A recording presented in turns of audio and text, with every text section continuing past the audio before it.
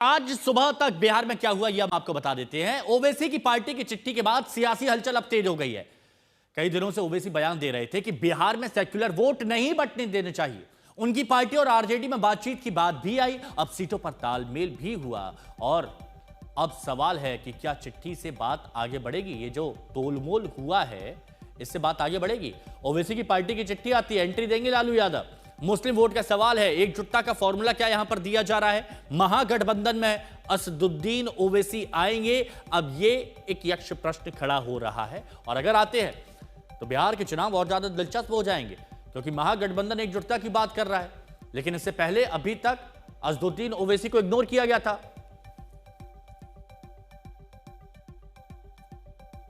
तो असदुद्दीन ओवैसी की एंट्री पर बहुत सारे सवाल खड़े हो रहे हैं, लेकिन असदुद्दीन ओवैसी की एंट्री होगी तो क्या कुछ बदलाव आएंगे, तो वो हम यहां पर आपको बता देते हैं। सबसे पहले आप ऐसे समझिए, असदुद्दीन ओवैसी की भूमिका को लेकर चर्चा चल रही है कि ओवैसी की पार्टी की चिट्ठी आती है, एंट्री देंगे लालू यादव, ये भी बात सामने आती है। लेकिन क्या मुस्लिम वोट बैंक का यहां पर सवाल है, क्या एकजुटता का फॉर्मूला तय होगा। इसके अलावा यह भी आप समझिए कि बिहार में एआईएमआईएम का प्रदर्शन 2020 चुनाव का, पिछले चुनावों की बात की जा रही है, तो 5 सीटों पर जीत मिली थी। इसके साथ ही 4 विधायक क्या हुआ, आरजेडी में चले गए, राष्ट्रीय जनता दल में। मतलब 5 जीत कर आए, 4 चले गए राष्ट्रीय जनता दल में। अब सिर्फ एक सिंगल विधायक एआईएमआईएम का है।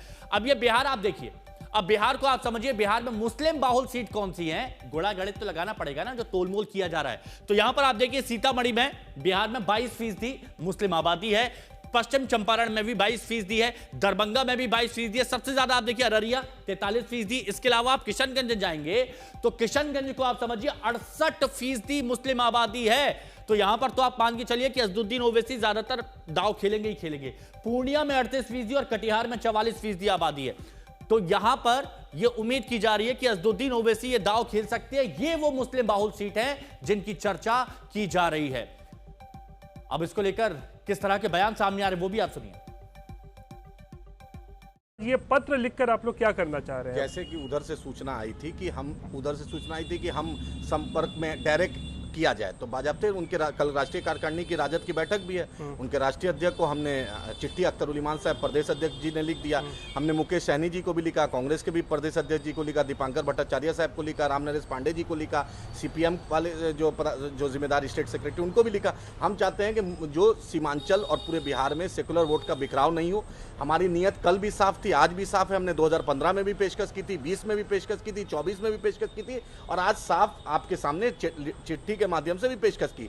बैरिस्टर असदुद्दीन ओवैसी साहब ने हमारी बात को इंडोर्स किया, अख्तर उल ईमान साहब ने मीडिया को भी बोला है। और हम चाहते हैं, क्योंकि अगर तेजस्वी जी को मुख्यमंत्री बनना है, महागठबंधन को सरकार बनाना है, तो बीजेपी को हराना हमारा लक्ष्य है, आपका भी वही लक्ष्य है। तो सबको मिलकर आप जब पशुपति पारस जी से आप बात कर सकते हैं, आप आईपी गुप्ता साहब पान पार्टी के नेत्री उनसे बात कर सकते हैं, जो भाजपा से पारस जी हैं उनसे आप बात कर रहे हैं, और हमसे क्या दिक्कत है। हम तो ये तो आदिल हसन की बात हुई, लेकिन असदुद्दीन ओवैसी एआईएमआईएम के अध्यक्ष महागठबंधन पर क्या सोच रखते हैं वो आपके लिए जानना जरूरी है। हमारे state president, MLA, senior leader जनाब अख्तर उल ईमान साहब को पूरा हम इख्तियार दिए। आप इलेक्शन में जो स्ट्रेटजी आप बनाना चाहते हैं आप बनाइए और देखेंगे क्या होता। वो तैयार होते नहीं होते नहीं मालूम, राजद वाले हम, क्योंकि आप लोग ही बोलते हैं वोट का लिए, वोट काट लिए। आप इतने सवालात कर रहे, एक बार नहीं पूछे मेरे 4 एमएलए कौन चोरी किए। गुलामी में और हिस्सेदारी में फ़र्क होता। हम हिस्सेदारी की बात कर रहे, गुलामी की बात ये लोग करना छोड़ना। हम बड़े, तुम्हारे पीछे चलो, ये नहीं होने वाला है। अगर आप हिस्सेदारी की बात कर रहे तो फिर सबको बराबर हिस्सा मिलना चाहिए। आप ये बोलेंगे नहीं तुम हमारे गुलामी करते रहो, हमारे लिए चादर बिछाओ, दरी बिछाओ, ये नहीं होने वाला है। तो असदुद्दीन ओवैसी ने स्पष्ट कर दिया, हिस्सेदारी और गुलामी में फर्क होता है, यानी गठबंधन में आएंगे अपनी शर्तों पर। लेकिन महागठबंधन में आरजेडी और कांग्रेस क्या कह रही है वो भी सुनिए। देखिए, इस बार बिहार विधानसभा चुनाव पर देश और दुनिया की नज़र है। बिहार के चुनाव परिणाम के बाद से ही बीजेपी और सांप्रदायिक शक्तियों एनडीए की उल्टी गिनती शुरू हो जाएगी। और इसके देश की राजनीति पर असर पड़ेगा। देश की राजनीति का दशा दिशा तय होना है।